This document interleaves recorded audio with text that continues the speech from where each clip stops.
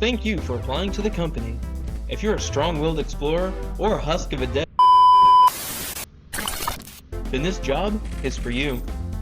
Enjoy spending your days exploring buildings of a bygone past, collecting artifacts, and finding new species. Benefits include food, travel, access to the company store, and a suit to die for. We hope to see you at the company. Lethal Company is a game exemplified by style. With all the hype surrounding analog horror, it's no wonder that this game had such a meteoric rise.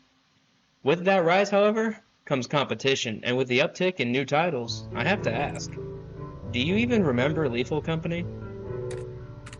Lethal Company is a multiplayer horror game where you, along with 3 other goofballs, travel to a variety of different locations, collecting items to later sell for the ever-increasing quota. The game has a very unique style. A combination of clay textures and low poly counts makes you wonder how this could ever be scary.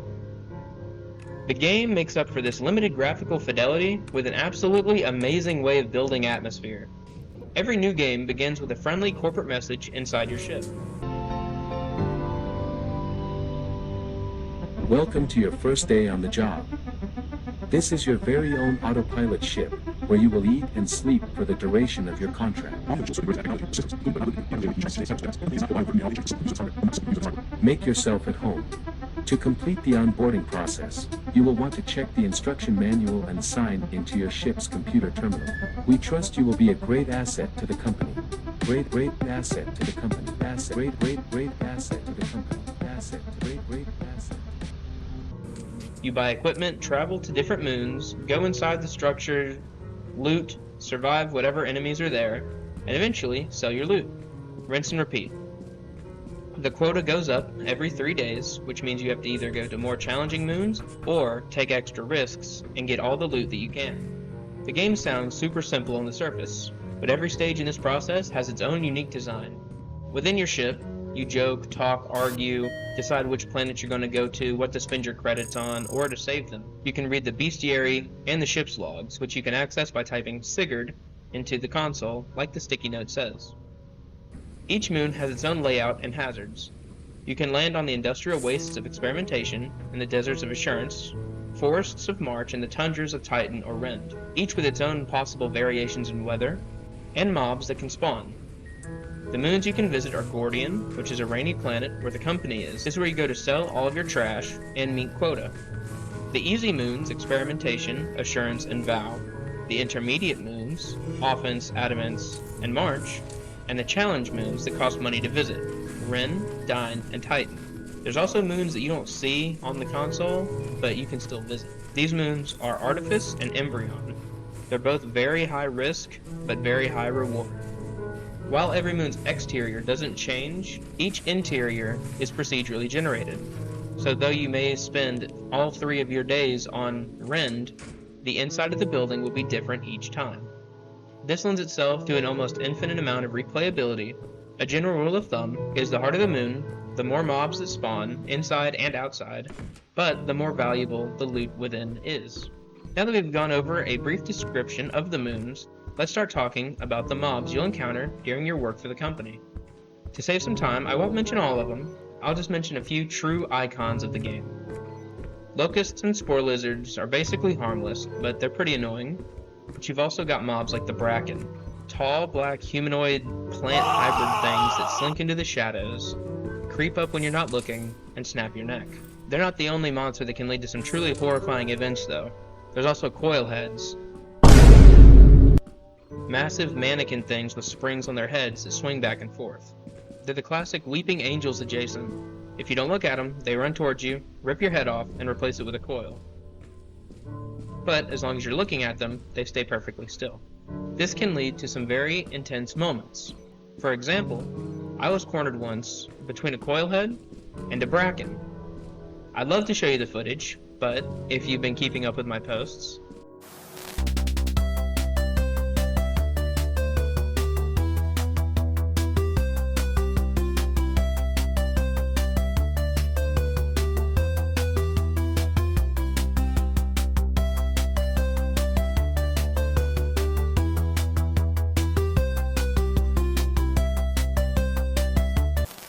Last thing I'll mention for the interiors are bunker spiders. They are just a massive spider that comes to kill you. Luckily though, they don't really branch out of where they spawn, and you can easily find them if you see their webs scattered around. Do note though, if you touch their web, like any good spider, they'll come running, kill you, cocoon you, and your friends will have to come get your body out of the web, triggering another response. For exteriors, however, you have eyeless dogs, which are massive mouths with legs. They come to eat you if you make a sound, but as the name suggests, they're blind. If you're fast enough and quiet enough, if you make a sound, they'll lunge and miss. We also have old birds, massive robots that make tons of noise, shoot rockets, and fly around on rocket-powered legs. The only good thing about an old bird spawning on your map is that you don't have to worry about almost any other mob, because if it exists and the old bird sees it, it will kill it quite easily. The only thing that it can't kill, and can kill an old bird, is an earth leviathan. Pretty much the Alaskan bullworm from SpongeBob. It is a giant worm that slinks under the ground and periodically bursts through the ground, eats you, and you cannot recover your body even using the teleporter. I absolutely hate these things because I almost always die from it. Gathering footage, I don't know if you will be able to see it. This is the only time I have survived an earth leviathan. Once. I hate earth leviathans so much. They make me so upset. There's plenty of other creatures to encounter and probably die to, but for the sake of brevity, let's move on to the interiors. Interiors, as I've said previously, are procedurally generated, so you will never encounter the same interior twice. It's where most of the game takes place. They're massive structures where your loot spawns. You can have either facilities, large industrial buildings characterized by catwalks, exposed pipes, gray cinderblock walls, and generally, they're very dark. However, you can also get mine shafts. These are, at least to me, the creepiest. They're my least favorite, and I don't like them. You enter a building, and you have to go down an elevator to what looks like a liminal version of the bunker from GTA.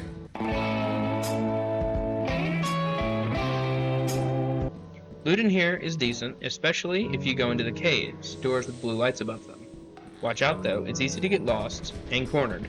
Lastly, my favorite interior, the mansion. This location has the best loot, but it has a tiny chance of spawning on early maps. They mostly spawn on challenge maps, so the enemies are a lot more difficult to deal with, but the loot inside is far more expensive, thus making the risk well worth it, and occasionally necessary on high quota runs. There's also a story behind the game. While it might not look like it at first, you can find a sticky note in the ship that I mentioned earlier that says to type Sigurd into the console. If you do this, it brings up Sigurd's logs. Through this, we can not only see how underappreciated my boy Rich is, shout out Rich, but also we can see the story behind the game. On each moon, you can find Sigurd's logs, and when you do, they'll be unlocked in the terminal. Through these logs, we discover what the company could really be, strange occurrences with communications with the company, and some explanation as to why we're doing all of this. But you won't find those answers here. I highly recommend that you find the logs yourself and read them. And another thing that I'll give you a clue on. When you sell at Gordian, go down the trap door with a flashlight. That's all I'll say. This hidden message type of storytelling lends itself to one particular genre. One thing that I haven't mentioned yet. One thing to be said about each interior, and in my opinion, the main reason this game has succeeded as much as it has, is the liminal nature of it. You can take a screenshot of almost any moment in the game, and it would fit in perfectly into a Backrooms or Kane Pixels video. With the recent uptick in popularity for things like liminal and analog horror, this game benefits greatly. Everything has this VHS effect over it, the chunky 90s-like tech. This game truly feels like one of the only games to my knowledge to pull off what it would be like if you stepped into the Backrooms. This game blends analog horror and liminal horror perfectly. Everywhere you go, every place that you step, you feel like you've been there before. You can get lost within interiors, and because the interiors all look so similar, you truly do feel like you're stepping into a liminal space. But, like with all liminal spaces, and that sense of familiarity, I have to ask, do you remember Lethal Company? As you have not met the profit quota, your performance has been deemed below standard. Welcome to our disciplinary process.